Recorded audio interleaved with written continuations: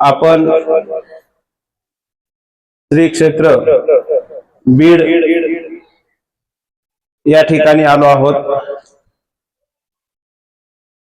स्वामी श्री चक्रधर महाराज कोळगावहून बीडला या ठिकाणी आलेले आहेत।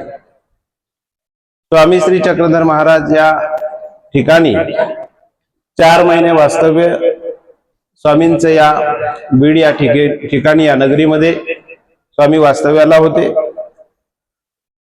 आणि इथे अवस्थान स्थान आहे आणि परसनायकांची या ठिकाणी एक गुंफा होती।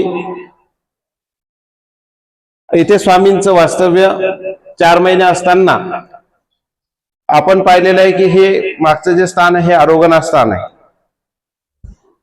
आणि आपण जो मानव संप्रदायामध्ये पौती विधी हा करत असतो, तर दादोसांनी आणि इतर जे भक्तिजन होते हे सगळे या ठिकाणी आलेले आहेत आणि स्वामींचा पौती विधी या ठिकाणी संपन्न केलेला आहे। आमचे आचार्य जे आहेत त्यांची दुसरी भेट सुद्धा या स्थानाच्या ठिकाणी या ठिकाणी झालेली आहे। अत्यंत महत्त्वपूर्ण हे स्थान आहे।